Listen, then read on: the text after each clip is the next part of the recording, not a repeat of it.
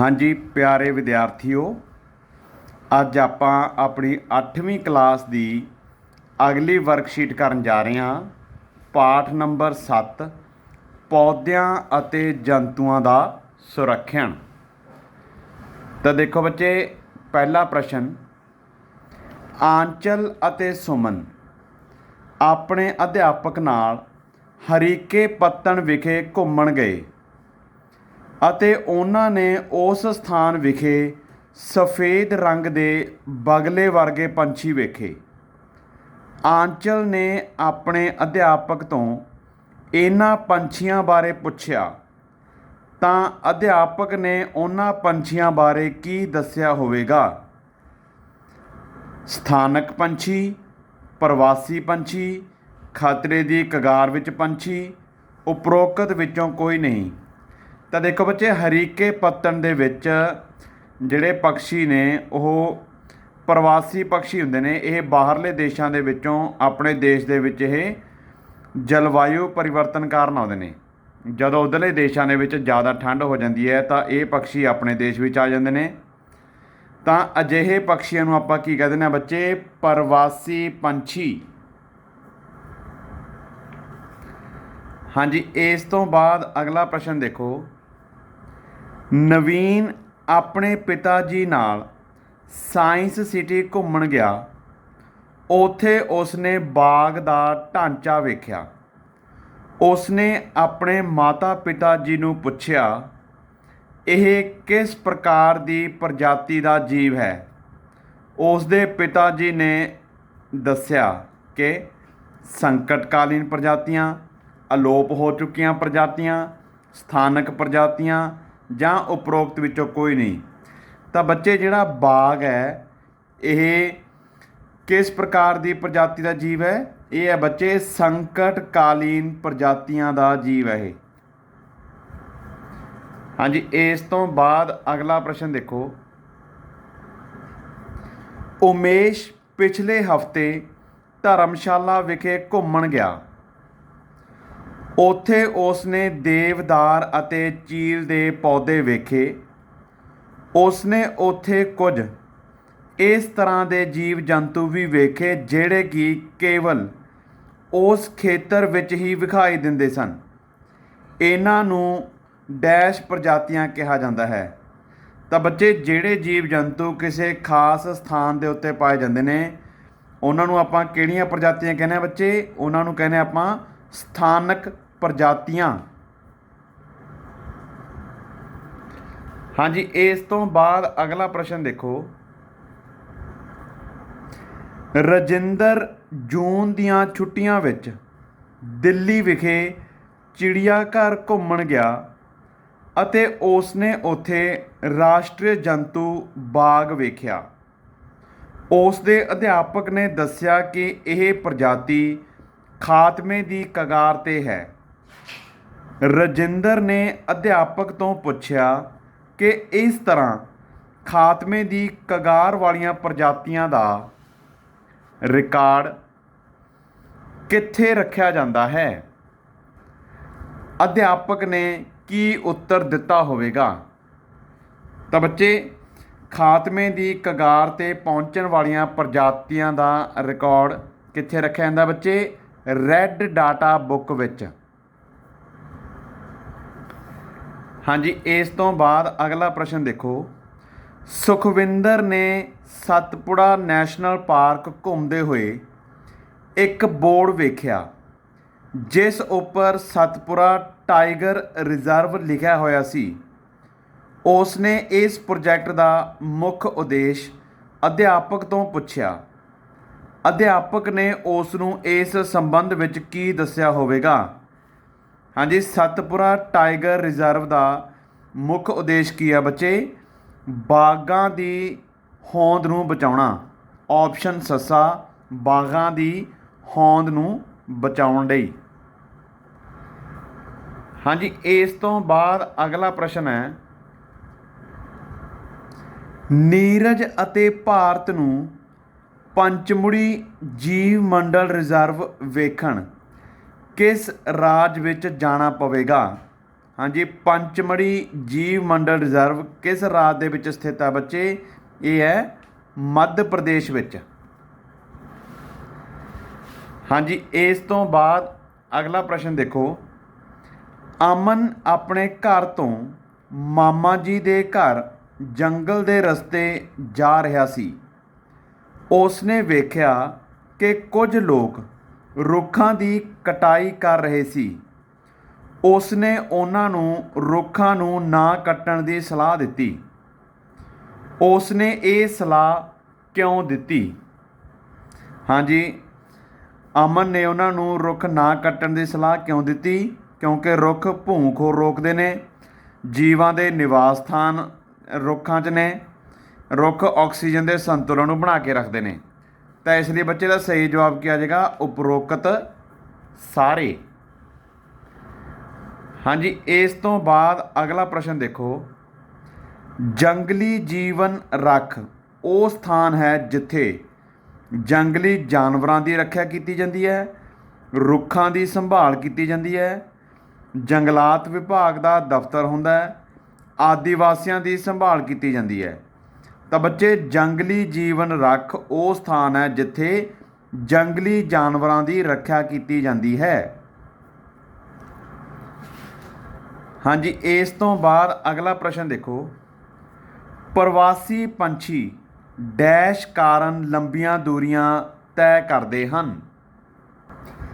ਹਾਂਜੀ ਬੱਚੇ ਪ੍ਰਵਾਸੀ ਪੰਛੀ ਕਿਸ ਕਾਰਨ ਲੰਬੀਆਂ ਦੂਰੀਆਂ ਤੈਅ ਕਰਦੇ ਨੇ? ਜਲਵਾਯੂ ਪਰਿਵਰਤਨ ਕਾਰਨ। ਹਾਂਜੀ ਇਸ ਤੋਂ ਬਾਅਦ ਅਗਲਾ ਪ੍ਰਸ਼ਨ ਹੈ। ਜਗਜੀਤ ਆਪਣੇ ਪਿਤਾ ਜੀ ਨਾਲ ਹੁਸ਼ਿਆਰਪੁਰ ਜਾ ਰਿਹਾ ਸੀ। ਰਸਤੇ ਵਿੱਚ ਉਸਨੇ ਇੱਕ ਜੰਗਲ ਅਤੇ ਜੰਗਲੀ ਜੀਵਨ ਬਚਾਉਣ ਦਾ ਬੋਰਡ ਪੜ੍ਹਿਆ।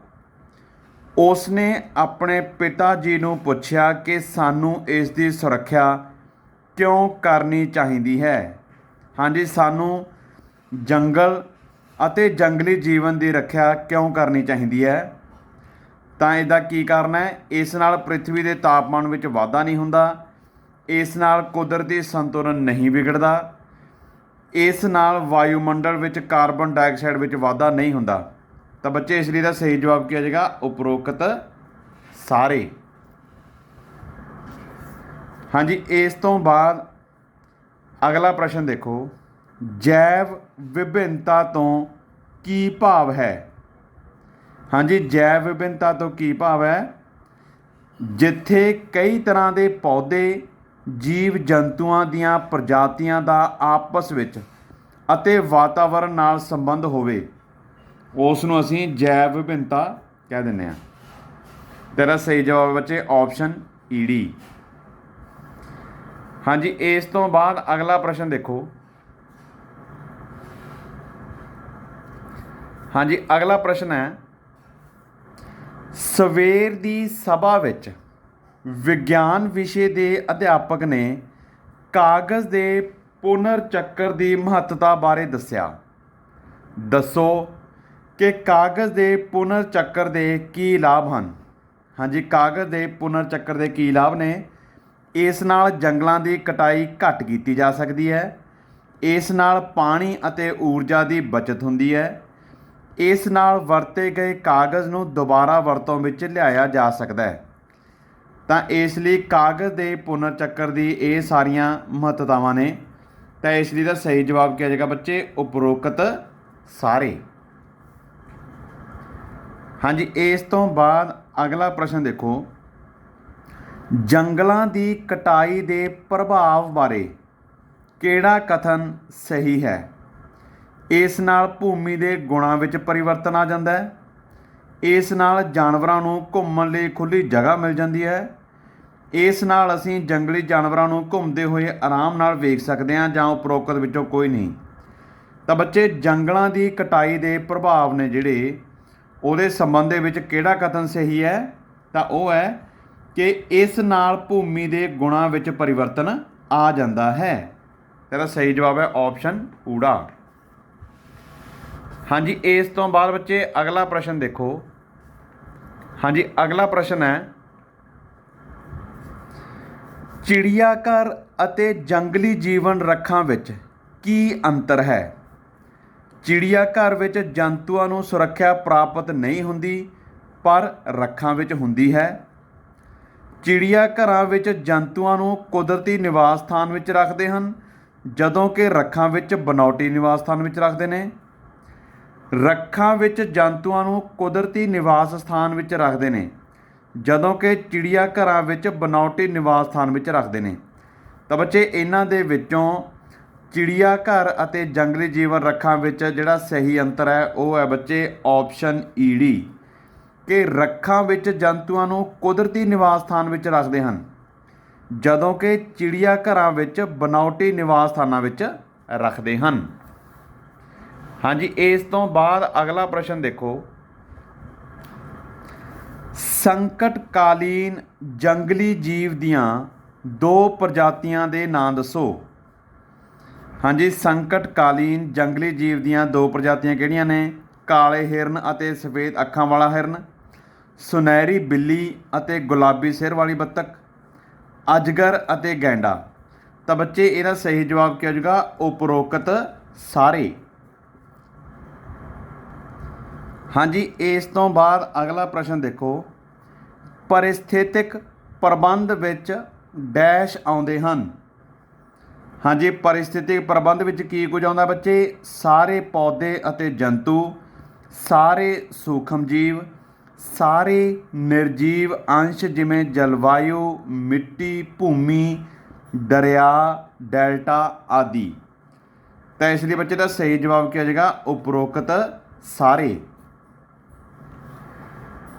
ਹਾਂਜੀ, ਇਸ ਤੋਂ ਬਾਅਦ ਅਗਲਾ ਪ੍ਰਸ਼ਨ ਦੇਖੋ, ਸਜੀਵਾਂ ਦੀ ਪ੍ਰਜਾਤੀ ਤੋਂ ਕੀ ਭਾਵ ਹੈ? ਵਿਸ਼ੇਸ਼ ਖੇਤਰਾਂ ਵਿੱਚ ਪਾਏ ਜਾਣ ਵਾਲੇ ਪੇੜ ਪੌਦੇ, ਵਿਸ਼ੇਸ਼ ਖੇਤਰਾਂ ਵਿੱਚ ਪਾਏ ਜਾਣ ਵਾਲੇ ਜੀਵ। ਤਾਂ ਬੱਚੇ ਦਾ ਸਹੀ ਜਵਾਬ ਹੈ ਆਪਸ਼ਨ ਈ ਡੀ, ਦੋਵੇਂ, ਊੜਾ ਅਤੇ ਆੜਾ। ਹਾਂਜੀ, ਇਸ ਤੋਂ ਬਾਅਦ ਅਗਲਾ ਪ੍ਰਸ਼ਨ ਹੈ, ਪੰਚਮੜੀ ਜੀਵ ਮੰਡਲ ਰਿਜ਼ਰਵ ਵਿੱਚ ਖਾਸ ਤੌਰ 'ਤੇ ਪਾਏ ਜਾਣ ਵਾਲੇ 2 ਸਥਾਨਕ ਪੌਦਾ ਪ੍ਰਜਾਤੀਆਂ ਦੇ ਨਾਂ ਦੱਸੋ। ਹਾਂਜੀ, ਪੰਚਮੜੀ ਜੀਵ ਮੰਡਲ ਰਿਜ਼ਰਵ ਦੇ ਵਿੱਚ ਖਾਸ ਤੌਰ 'ਤੇ ਪਾਏ ਜਾਣ ਵਾਲੇ ਸਥਾਨਕ ਪੌਦਾ ਪ੍ਰਜਾਤੀਆਂ ਕਿਹੜੀਆਂ-ਕਿਹੜੀਆਂ ਨੇ ਬੱਚੇ? ਸਾਲ, ਸਾਗਵਾਨ, ਅੰਬ, ਜਾਮਣ, ਸਿਲਵਰ ਫਰਨ ਅਤੇ ਅਰਜਨ। ਤਾਂ ਬੱਚੇ ਦਾ ਸਹੀ ਜਵਾਬ ਕੀ ਹੈਗਾ? ਉਪਰੋਕਤ ਸਾਰੇ। ਹਾਂਜੀ, ਇਸ ਤੋਂ ਬਾਅਦ ਅਗਲਾ ਪ੍ਰਸ਼ਨ ਹੈ, ਸਤਪੁੜਾ ਨੈਸ਼ਨਲ ਪਾਰਕ ਵਿੱਚ ਖਾਤਮੇ ਦੀ ਕਗਾਰ 'ਤੇ ਪਹੁੰਚਣ ਵਾਲੀਆਂ 4 ਪ੍ਰਜਾਤੀਆਂ ਦੇ ਨਾਮ ਦੱਸੋ। ਹਾਂਜੀ, ਸਤਪੁੜਾ ਨੈਸ਼ਨਲ ਪਾਰਕ ਵਿੱਚ ਖਾਤਮੇ ਦੀ ਕਗਾਰ 'ਤੇ ਪਹੁੰਚਣ ਵਾਲੀਆਂ 4 ਪ੍ਰਜਾਤੀਆਂ ਕਿਹੜੀਆਂ ਨੇ ਬੱਚੇ? ਉਹ ਸ਼ੇਰ, ਹਾਥੀ, ਜੰਗਲੀ ਮੱਝਾਂ, ਬਾਰਾਸਿੰਗਾ ਆਦਿ। ਤਾਂ ਬੱਚੇ ਇਹ ਸਾਰੀਆਂ ਖਾਤਮੇ ਦੀ ਕਗਾਰ 'ਤੇ ਪਹੁੰਚਣ ਵਾਲੀਆਂ ਪ੍ਰਜਾਤੀਆਂ ਨੇ, ਜਿਹੜੀਆਂ ਕਿ ਸਤਪੁੜਾ ਨੈਸ਼ਨਲ ਪਾਰਕ ਵਿੱਚ ਪਾਈਆਂ ਜਾਂਦੀਆਂ ਨੇ। ਹਾਂਜੀ ਬੱਚੇ, ਅਗਲਾ ਪ੍ਰਸ਼ਨ ਦੇਖੋ, ਜੰਤੂਆਂ ਦੇ ਪ੍ਰਵਾਸ ਤੋਂ ਕੀ ਭਾਵ ਹੈ? ਹਾਂਜੀ, ਜੰਤੂ ਨੇ ਜਿਹੜੇ ਇਹ ਪ੍ਰਵਾਸ ਕਿਉਂ ਕਰਦੇ ਨੇ, ਇਹਨਾਂ ਦੇ ਪ੍ਰਵਾਸ ਤੋਂ ਕੀ ਭਾਵ ਹੈ? ਜਦੋਂ ਜਲਵਾਯੂ ਦੇ ਬਦਲਣ ਕਾਰਨ ਕੁਝ ਪੰਛੀ ਹਰ ਸਾਲ ਇੱਕ ਨਿਸ਼ਚਿਤ ਸਮੇਂ ਦੌਰਾਨ ਦੂਰ ਦੁਰਾਡੇ ਖੇਤਰਾਂ ਵੱਲ ਚਲੇ ਜਾਂਦੇ ਨੇ, ਤਾਂ ਉਹਨਾਂ ਨੂੰ ਅਸੀਂ ਕੀ ਕਹਿ ਦਿੰਦੇ ਹਾਂ? ਜੰਤੂਆਂ ਦਾ ਪ੍ਰਵਾਸ। ਤਾਂ ਜਿਹੜੇ ਜੰਤੂ ਨੇ ਇਹ ਆਪਣੇ ਜਲਵਾਯੂ ਦੇ ਪਰਿਵਰਤਨ ਕਾਰਨ ਇੱਕ ਜਗ੍ਹਾ ਤੋਂ ਦੂਸਰੀ ਜਗ੍ਹਾ ਤੱਕ ਚਲੇ ਜਾਂਦੇ ਨੇ, ਉਸ ਨੂੰ ਆਪਾਂ ਕੀ ਕਹਿ ਦਿੰਦੇ ਹਾਂ? ਜੰਤੂਆਂ ਦਾ ਪ੍ਰਵਾਸ। ਹਾਂਜੀ, ਇਸ ਤੋਂ ਬਾਅਦ ਅਗਲਾ ਪ੍ਰਸ਼ਨ ਦੇਖੋ, ਮਿੱਟੀ ਦੇ ਮਾਰੂਥਲੀਕਰਨ ਤੋਂ ਕੀ ਭਾਵ ਹੈ? ਹਾਂਜੀ, ਮਿੱਟੀ ਦੇ ਮਾਰੂਥਲੀਕਰਨ ਤੋਂ ਕੀ ਭਾਵ ਹੈ? ਭੌਂ ਖੋਰ ਨਾਲ ਮਿੱਟੀ ਦਾ ਰੁੜਨਾ, ਹਵਾ ਚੱਲਣ ਨਾਲ ਮਿੱਟੀ ਦੀ ਉੱਪਰਲੀ ਪਰਤ ਦਾ ਉੱਡ ਜਾਣਾ, ਮਿੱਟੀ ਵਿੱਚ ਮੱਲੜ ਦੀ ਕਮੀ ਕਾਰਨ ਉਪਜਾਊ ਸ਼ਕਤੀ ਦਾ ਘਟਣਾ, ਜਾਂ ਉਪਰੋਕਤ ਵਿੱਚੋਂ ਕੋਈ ਨਹੀਂ। ਤਾਂ ਬੱਚੇ ਮਿੱਟੀ ਦੇ ਮਾਰੂਥਲੀਕਰਨ ਤੋਂ ਕੀ ਭਾਵ ਹੈ? ਮਿੱਟੀ ਵਿੱਚ ਮੱਲੜ ਦੀ ਕਮੀ ਕਾਰਨ ਉਪਜਾਊ ਸ਼ਕਤੀ ਦਾ ਘਟਣਾ। हाँ जी, इस तो बाद अगला प्रश्न देखो। हाँ जी, अगला प्रश्न है खतरे की कगार ते पहुँच चुकियां प्रजातियों का रिकॉर्ड किस किताब विच रखा जाता है। हाँ जी, खतरे की कगार ते पहुँच चुकियां प्रजातियों का रिकॉर्ड किस किताब विच रखा जाता बच्चे। Red data book. हाँ जी, इस तो बाद अगला प्रश्न देखो जंगली जीवन रखां ਅਤੇ ਰਾਸ਼ਟਰੀ ਪਾਰਕ ਬਚਾਉਣ ਦੇ ਕੀ ਉਦੇਸ਼ ਹਨ। ਹਾਂਜੀ, ਜੰਗਲੀ ਜੀਵਨ ਰੱਖਾਂ ਅਤੇ ਰਾਸ਼ਟਰੀ ਪਾਰਕ ਬਚਾਉਣ ਦੇ ਉਦੇਸ਼ ਕੀ ਨੇ। ਇਹ ਜੰਗਲੀ ਜੀਵਾਂ ਨੂੰ ਸੁਰੱਖਿਆ ਅਤੇ ਜਿਉਂਦੇ ਰਹਿਣ ਦੇ ਢੁਕਵੇਂ ਹਾਲਾਤ ਪ੍ਰਦਾਨ ਕਰਦੇ ਹਨ।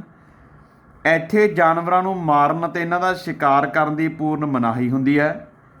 ਇੱਥੇ ਸੰਕਟਕਾਲੀਨ ਜੰਗਲੀ ਜੀਵਾਂ ਨੂੰ ਸਾਂਭ ਕੇ ਸੁਰੱਖਿਅਤ ਰੱਖਿਆ ਜਾਂਦਾ ਹੈ। ਤਾਂ ਬੱਚੇ ਦਾ ਸਹੀ ਜਵਾਬ ਕੀ ਹੋ ਜਾਊਗਾ, ਉਪਰੋਕਤ ਸਾਰੇ। हाँ जी, इस तो बाद अगला प्रश्न देखो सोके तो की भाव है। बहुत ज़्यादा वर्खा का होना, रुखों की कटाई कारण वर्खा की दर में कमी आना, पृथ्वी के तापमान में वाधे कारण जल चक्र का संतुलन बिगड़ना। तो बच्चे सोके तो की भाव है, रुखों की कटाई कारण वर्खा की दर में कमी आना अते पृथ्वी के तापमान में वाधे कारण जल चक्र का संतुलन बिगड़ना। तो बच्चे का सही जवाब क्या हो जाएगा, ऑप्शन सस्सा दोवें आड़ा अते ईड़ी। हाँ जी, इस तो बाद अगला प्रश्न देखो। हाँ जी, अगला प्रश्न है प्रवासी पंछियां दियां कोई दो उदाहरण दिओ। चमगादड़ अते उल्लू, उड़न वाली गिलहरी अते वड्डी गिलहरी, ग्रेट फ्लैमिंगो अते साइबेरियन सारस, उपरोक्त सारे। तो बच्चे इन्हां दे विचों प्रवासी पंछियां की उदाहरण किहड़ी है, वो है बच्चे ग्रेट फ्लैमिंगो अते साइबेरियन सारस। तो बच्चे ये सी अज अपना पाठ नंबर 7 पौद्यां ਅਤੇ ਜੰਤੂਆਂ ਦਾ ਸੁਰੱਖਿਅਣ। ਤਾਂ ਬੱਚੇ ਉਮੀਦ ਕਰਦੇ ਹਾਂ ਕਿ ਇਸ ਪਾਠ ਦੇ ਜਿਹੜੇ ਵੀ ਮਲਟੀਪਲ ਚੋਇਸ ਕੁਐਸਚਨ ਨੇ ਉਹਨਾਂ ਸਾਰਿਆਂ ਦੇ ਸਹੀ ਉੱਤਰ ਤੁਹਾਨੂੰ ਪਤਾ ਲੱਗ ਗਏ ਹੋਣਗੇ। ਤਾਂ ਬੱਚੇ ਅੱਜ ਦੀ ਇਸ ਵੀਡੀਓ ਨੂੰ ਦੇਖਣ ਦੇ ਲਈ ਤੁਹਾਡੇ ਸਭ ਦਾ ਬਹੁਤ ਬਹੁਤ ਧੰਨਵਾਦ।